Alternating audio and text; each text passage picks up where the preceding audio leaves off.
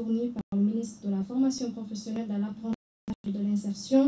Les épreuves se déroulent à Dakar et dans plusieurs autres régions du pays. L'institution de Dakar compte le candidat avec 1240 élèves et 619 candidats à la région de Kédougou. Troisième position avec 256 candidats devant Diourbel qui rencontre 254, la région de Kaolack avec 224 candidats talonnés de près par 108 ou 219 élèves sont à la recherche de leur premier diplôme universitaire.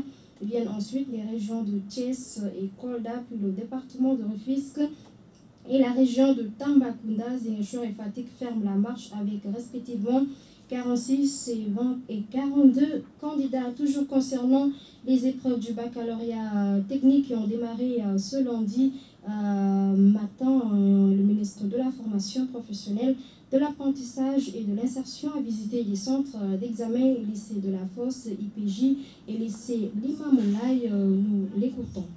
Nous avons fait le tour de quelques établissements de formation professionnelle technique. Ce qu'on a constaté, c'est que tout se passe bien. Les examens sont en train de se dérouler normalement. Nous avons rencontré des présidents de jury enthousiastes avec des équipes dynamiques et nous avons bon espoir que le baccalauréat technique va se dérouler dans les conditions souhaitées pour que tout le monde soit dans de bonnes dispositions pour pouvoir faire les examens comme il se doit. Et ce qu'on a constaté et ce qui nous réconforte le plus, c'est la forte présence de filles. Partout où on est allé, nous avons constaté que les filles représentent un taux satisfaisant de participation. Donc, si on prend le cas de la série STEC, sur les 2790, les 1730 sont des filles. Et si on prend le niveau national, sur les 3389, presque environ 2000, c'est-à-dire les 2 tiers représentent des filles. Donc nous avons noté une forte présence de filles lors de ces examens-là. Et nous savons que donc les filles sont en train de prendre leur place au niveau des séries et scientifiques et techniques. Donc ceci était déjà inscrit dans les politiques publiques. Donc nous avons donc bon espoir que cette mise en œuvre est en train va se faire comme il se doit. Comme vous le savez, le Sénégal est dans une réforme profonde de l'enseignement professionnel technique où les séries STEC et STIDD vont remplacer progressivement l'ancienne série G et les séries T1 et T2. Et puis le lycée technique et commercial El Hadj Abdoulaye Niasse, le jury 917 compte 266 candidats, dont 168 filles et 98 garçons. Le dispositif organisationnel est bien en place. Écoutons à ce propos le proviseur du lycée d'Alassane Diego. Il s'agit du jury 917 qui globalement a un effectif de 266 candidats répartis en 168 filles et 98 garçons. Il faudra préciser que le jury 917 est décomposé en centre principal qui compose au niveau du lycée technique El Hadj Abdoulaye Niasse et en centre secondaire qui compose au niveau du lycée technique de Fatick. Donc pour ce qui concerne le centre principal qui compose au niveau du lycée technique El Hadj Abdoulaye Niasse, nous avons 225 candidats, dont 81 garçons et 144 filles. Pour le centre secondaire qui compose au niveau du lycée technique de Fatick, nous avons un effectif global de 41, décomposé en 17 garçons et 24 filles. Je rappelle également que toutes les copies sont corrigées au niveau du centre principal, mais également la délibération se fait au niveau du centre principal qui est le lycée technique El Hadj Abdoulaye Niasse. Je rappelle aussi qu'au niveau de ce centre vont composer les élèves du lycée technique El Hadj Abdoulaye Niasse, mais les élèves également de l'institut privé IT7 et ensuite les élèves qui sont des candidats libres présentés par le CAOSME. Pour les dispositions sécuritaires à ce niveau, toutes les dispositions sécuritaires soient prises pour un bon déroulement des examens du baccalauréat dans de meilleures conditions et souhaitant par la même occasion un excellent taux de réussite à nos candidats à ce que le lycée technique ait les meilleurs résultats pour devenir le meilleur lycée technique du Sénégal. Une information juste et précise, c'est sur RSP 95.2. Et puis rencontre entre le président de la République Macky Sall et les Badjanougor au Grand Théâtre ce lundi. Des échanges directs avec ces relais communautaires, marraines de quartier, gardiennes de la santé maternelle et infantile. Le programme lancé en 2010 a permis d'enrôler plus de 8600 femmes bénévoles qui agissait à titre d'intermédiaire entre les structures de la santé et la population. Une maison des Badjengor dans chaque région du pays, c'est l'une des fortes attentes de ces relais communautaires. Ces femmes bénévoles veulent aussi recevoir des primes de motivation et être dans de meilleures conditions de travail. Voici leur présidente, Naïfatou Diallo. En 2019, le président nous avait promis des motivations parce qu'on a dépassé l'âge d'être intégrés. Nous sommes des communautaires, donc il nous avait promis de nous donner des motivations qu'on peut toucher à la fin du mois pour acheter du savon ou bien quelque chose. Parce que les femmes qu'on a l'habitude de les accompagner, parfois ce sont des cas sociaux. Nous achetons des ordonnances, c'est nous qui achetons des tickets parfois en cas de besoin. Parce que nous sommes familiers. Les Badjengor, nous avons décidé vraiment de faire les doyers pour avoir une maison dans toutes les 14 régions. Une maison qu'on peut faire une formation au niveau régional. Et lorsque les Badjengor viendront pour faire une formation, ils pourront avoir où passer la nuit. Parce que si moi je pars au niveau de Tambacounda ou Kédougou, je suis obligé de loger dans un hôtel. Nous le faisons complètement. Concernant les voitures aussi, le président nous avait promis ça avec la motivation. Vraiment, nous souhaitons une meilleure prise en charge des Badjengor et des acteurs. Toujours concernant cette rencontre entre le président Macky Sall et les Badjengor, le chef de l'État a annoncé ce lundi au Grand Théâtre l'octroi d'une motivation mensuelle de 25 000 francs CFA à chacune des 9 138 Badjengor répertoriés dans 14 régions. Cette dotation sera renforcée par une subvention d'1 million de francs CFA à chacune des 119 associations de Badjengor des districts sanitaires. Pour cette année, lors de son discours, le président Macky Sall a souligné la valeur ajoutée que le programme Badjengor apporte à notre système de santé. Les Badjengor ont ainsi fortement contribué à l'amélioration de la fréquentation des structures de santé par la sensibilisation, l'orientation et l'accompagnement des femmes et des enfants, a-t-il relevé. En agriculture, les producteurs membres de l'association Société de coopérative agricole Socopa sont très inquiets. Les Niayes, leur zone d'activité, risque de disparaître à cause de la forte pression foncière et des autres menaces sur les terres cultivables, ce qui pourrait alors aboutir à la perte de milliers d'emplois pour les producteurs d'oignons et de pommes de terre. Plus d'explications avec Souleymane Ba, leur secrétaire général. La zone du Niayes, elle est menacée, donc le poumon vert du Sénégal est menacé. 80% de l'horticulture du Sénégal est dans la zone du Niayes, donc elle est aussi menacée. Des milliers, centaines de milliers d'emplois, pour ne pas dire des millions d'emplois. Pour toute la chaîne des valeurs, la production, le transport, la commercialisation et tout ce qui la zone du Niayes est menacée par des sociétés minières, par l'urbanisation, aussi des agro. On nous inonde des informations contradictoires. On ne sait pas quel pied est dans. Ils vont nous déménager, ils vont nous épargner peut-être avec quelques parcelles de production ou ils vont faire table rase toute la zone des Niayes. Et si on le fait, le Tchébouien de Midi disparaîtra avec nous. L'État, on attend qu'il nous assiste, qu'il nous aide à conserver la zone des Niayes. Parce que récemment, le président de la République avait réaffirmé qu'il souhaiterait que la zone des Niayes reste la zone de production horticole, parce que c'est le poumon vert du Sénégal.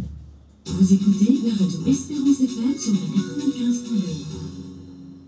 En plus bref, les députés sont convoqués aujourd'hui à l'Assemblée nationale à l'ordre du jour des projets de loi.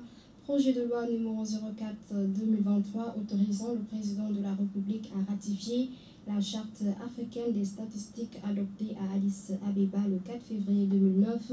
Projet de loi numéro 06-2023 autorisant le président de la République à ratifier la convention relative à l'entraide judiciaire en matière civile et commerciale entre la République du Sénégal et la République islamique de Mauritanie.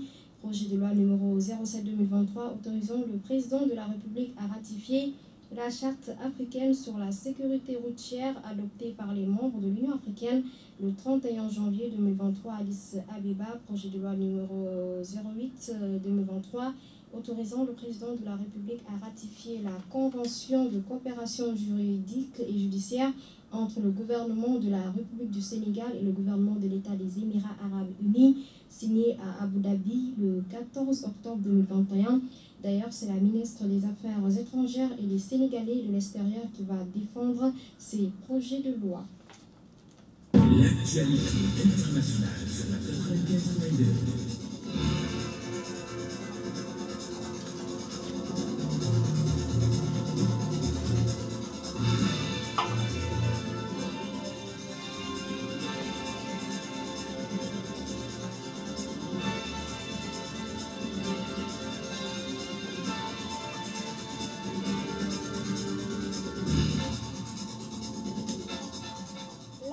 Internationale avec Suzanne Marissek. Suzanne, bonjour. Bonjour Mariam, bonjour à toutes et à tous.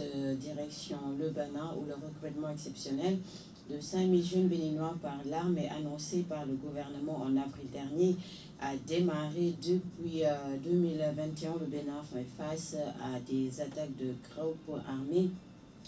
Ce recrutement entre dans le cadre du plan de riposte. Les nouvelles recrues vont compléter le déploiement anti-incursion terroriste qui mobilise déjà plus de 2000 hommes.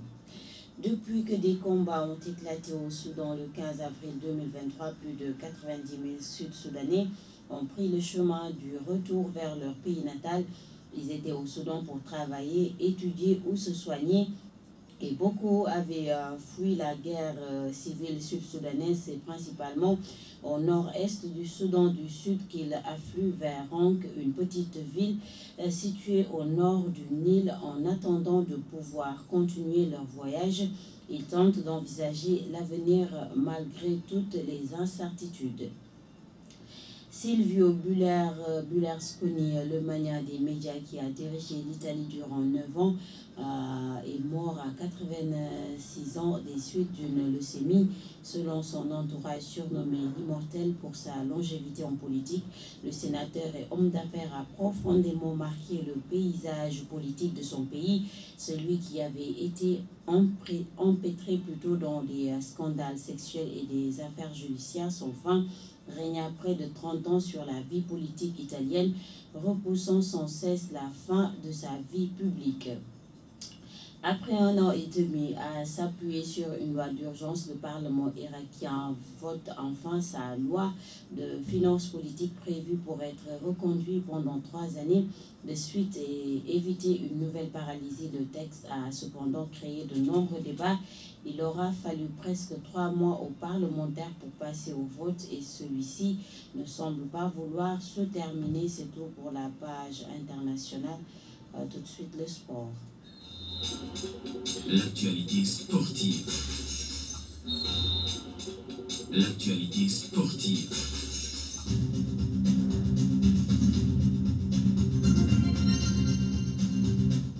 Nous parlons tout d'abord football avec l'équipe nationale. Aliou Cissé ne va pas compter de sitôt ses 26 lions convoqués pour les matchs de ce mois de juin. En plus des retardataires, Moussa Niakhaté va quitter le regroupement pour quelques jours. Il a été autorisé à se rendre en Angleterre au sein de son club Nottingham Forest Football Club pour des raisons administratives, informe le communiqué de la Fédération sénégalaise de football. Moussa Niakhaté quitte le regroupement ce lundi 12 juin. L'international sénégalais rejoindra ses coéquipiers 3 jours après, soit le 15 juin 2023. C'est d'ailleurs la date du départ pour Cotonou. Mercato pressenti pour quitter le NK Cousteau Sija, Michael Ngorfay devrait débarquer au FC Barcelone cet été. L'histoire entre le club catalan et les recrutements de jeunes défenseurs sénégalais est loin d'être terminée. Après avoir recruté Moussa Wagué en 2018, Moussa Ndiaye en 2021 et Alpha Djounkou en 2022, le club est sur le point de s'attacher les services d'une nouvelle pépite sénégalaise, Michael plutôt Ngor Faye. Nous changeons de discipline pour parler Afrobasket 2023. Le premier stage plutôt des Lions en vue de l'Afrobasket 2023 démarre aujourd'hui, c'est-à-dire ce lundi au Stadium Marius Ndiaye. Moustapha Gueye, son staff technique et les joueuses y sont attendus pour cette première semaine de préparation. Ce sera en régime externe. Les Lions vont s'entraîner tous les jours de 10h à 12h. Nous parlons également de la lutte avec frappe. L'ancien lutteur de Thiaroye a donné son avis sur le dernier grand combat de la saison le 9 juillet entre Ama Baldé et Gris Bordeaux. Connu pour ses analyses sans langue de bois, Khadim Ndiaye s'est prononcé sur le derby entre Pikine et Fass dans le cadre du choc entre Ama Baldé et Gris Bordeaux. Malgré les 5 années blanches du fils de Falaye Baldé et la dernière défaite du 3e tigre de Fass, l'ancien champion de Thiaroye promet que ce sera plutôt un combat âprement disputé avant de donner un avantage certain à Ama Baldé, ce qui referme cette page des sports. Merci à vous pour la présentation. C'est également la fin de cette édition de rappel des titres. Au total, 3399 candidats, dont 1919 filles, ont démarré ce matin les épreuves du baccalauréat technique 2023. Sur toute l'étendue du territoire national, l'Académie de Dakar concentre le plus grand nombre de candidats. Vous avez entendu la réaction de Mariam Massar, ministre de la Formation professionnelle, qui a visité les centres d'examen. Et puis ce matin, le chef de l'État, Macky Sall, a annoncé au Grand Théâtre l'octroi d'une motivation mensuelle de 25 000 francs CFA à chacune des 9 138 Badjanogor répertoriés dans 14 régions. Cette dotation sera renforcée par une subvention d'1 million de francs CFA à chacune des 119 associations de Badjanogor des districts sanitaires pour cette année. Les députés sont convoqués aujourd'hui à l'Assemblée nationale à l'ordre du jour des projets de loi. Projet de loi numéro 04-2023 autorisant le président de la République à ratifier la charte africaine des statistiques adoptée à Addis Abeba le 4 février 2009. C'est d'ailleurs la ministre des Affaires étrangères du Sénégal et de l'extérieur qui va défendre ces projets de loi. La page internationale et celle sportive ont bouclé cette édition présentée par Mariam Wan. Gabriel El Malik a assuré la partie technique. Excellente suite de programme sur la 95.2.